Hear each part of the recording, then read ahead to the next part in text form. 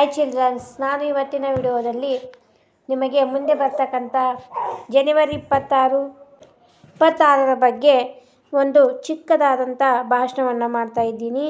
ಈಗ ಮುಂದೆ ಬರ್ತಕ್ಕಂಥ 77ನೇ ಗಣರಾಜ್ಯೋತ್ಸವದ ಭಾಷಣವನ್ನು ಈಗ ನೋಡೋಣ. ಈ ವಿಡಿಯೋ ನಿಮಗೇನಾದರೂ ಇಷ್ಟ ಆದರೆ ಲೈಕ್ ಮಾಡಿ, ಶೇರ್ ಮಾಡಿ, ಕಮೆಂಟ್ ಮಾಡಿ, ಹಾಗೆ ಸಬ್ಸ್ಕ್ರೈಬ್ ಮಾಡ್ಕೊಳ್ಳೋದನ್ನು ಮರಿಬೇಡಿ. ನಮ್ಮ ಚಾನಲ್ಗೂ ಕೂಡ ಸಪೋರ್ಟ್ ಮಾಡಿ ಅಂತ ಕೇಳ್ತಾ ಈ ವಿಡಿಯೋನ ಮುಂದುವರಿಸೋಣ ಬನ್ನಿ. ಎಲ್ಲರಿಗೂ ಶುಭೋದಯ.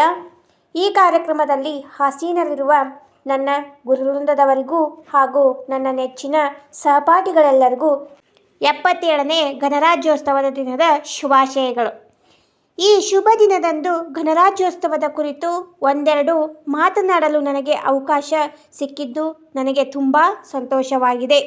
ಸ್ನೇಹಿತರೆ, ಭಾರತ ಸಂವಿಧಾನವು 1949ರ ನವೆಂಬರ್ 26ರಂದು ಅಂಗೀಕಾರವಾಗಿ 1950 ಜನವರಿ 26ರಂದು ಜಾರಿಗೆ ಬಂದಿತು. ಈ ದಿನವನ್ನು ಸಂಭ್ರಮಿಸಲು ನಾವು ಪ್ರತಿ ವರ್ಷವೂ ಈ ದಿನಾಂಕದಂದು ಗಣರಾಜ್ಯೋತ್ಸವವನ್ನು ಆಚರಣೆ ಮಾಡುತ್ತೇವೆ. ಅಂತೆಯೇ ನಾವಿಂದು 77ನೇ ಗಣರಾಜ್ಯೋತ್ಸವ ದಿನವನ್ನು ಆಚರಣೆ ಮಾಡುತ್ತಿದ್ದೇವೆ. ಈ ದಿನಕ್ಕೆ ಅಷ್ಟೊಂದು ಮಹತ್ವ ಏಕೆಂದರೆ ಭಾರತದಲ್ಲಿ ಸಂವಿಧಾನ ಜಾರಿಗೆ ಬಂದ ಕಾರಣದಿಂದಲೇ ದೇಶದ ಪ್ರತಿಯೊಬ್ಬ ಪ್ರಜೆಗೂ ಸಮಾನ ಶಿಕ್ಷಣ, ಪ್ರತಿಯೊಬ್ಬರಿಗೂ ಬೇಕಾದ ಮೂಲಭೂತ ಹಕ್ಕುಗಳು, ಶಿಕ್ಷಣ ಹಕ್ಕುಗಳು, ಧಾರ್ಮಿಕ ಹಕ್ಕುಗಳು ಇವೆಲ್ಲವೂ ಸಹ ಸಿಕ್ಕಿದ್ದು. ಸಂವಿಧಾನ ಎಂಬುದು ಭಾರತದ ಸರ್ವೋಚ್ಚ ಕಾನೂನು. ನಮ್ಮ ಸಂವಿಧಾನವು ರಷ್ಯಾ, ಬ್ರಿಟನ್, ಅಮೇರಿಕ ಇತರೆ ದೇಶಗಳ ಸಂವಿಧಾನಗಳ ಅಂಶಗಳನ್ನು ಹೊಂದಿದ್ದು ಅವುಗಳ ಸಂಯೋಜನೆಯೇ ಆಗಿದೆ. ಇದೊಂದು ಬೃಹತ್ ಸಂವಿಧಾನವಾಗಿದ್ದು ಇದರ ಜಾರಿಗೆ ಮಹತ್ವದ ಕೊಡುಗೆ ನೀಡಿದವರು ಡಾಕ್ಟರ್ BR ಅಂಬೇಡ್ಕರ್ ಅವರು.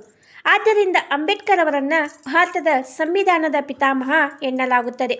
ನಾವು ಈ ಸಂವಿಧಾನವನ್ನು ಗೌರವಿಸಬೇಕು, ಅದರಲ್ಲಿ ಇರುವ ನಿಯಮಗಳನ್ನು ಅನುಸರಿಸಬೇಕು.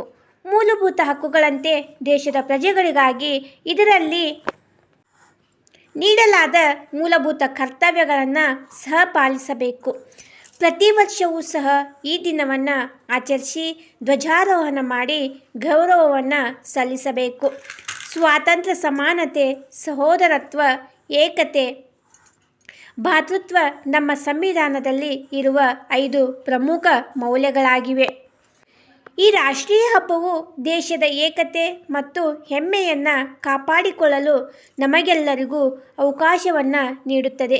ಇದೇ ಮಂತ್ರವನ್ನು ನಾವೆಲ್ಲರೂ ಸಹ ಜಪಿಸುತ್ತಾ ಸದಾ ನೆನಪಿನಲ್ಲಿ ಇಟ್ಟುಕೊಂಡು ಚೆನ್ನಾಗಿ ಓದಿ ಈ ದೇಶವನ್ನು ಇನ್ನಷ್ಟು ಅಭಿವೃದ್ಧಿಯತ್ತ ಸಾಗಿಸೋಣ ಎಂದು ಹೇಳುತ್ತಾ ಹಾಗೂ ಈ ಶುಭ ದಿನಕ್ಕೆ ಕಾರಣರಾದ ದುಡಿದ ಮಹಾನ್ ವ್ಯಕ್ತಿಗಳಿಗೆ ನಮಿಸುತ್ತಾ ನನಗೆ ಇಷ್ಟು ಮಾತನಾಡಲು ಅವಕಾಶ ನೀಡಿದ ನಿಮಗೆಲ್ಲರಿಗೂ ಸಹ ಧನ್ಯವಾದಗಳನ್ನು ಹೇಳುತ್ತಾ ನನ್ನೆರಡು ಮಾತುಗಳನ್ನು ಮುಗಿಸುತ್ತಿದ್ದೇನೆ. ನಾನು ಚಿರಋಣಿಯಾಗಿರುತ್ತೇನೆ. ಜೈ ಹಿಂದ್, ಜೈ ಭಾರತ್ ಮಾತೆ.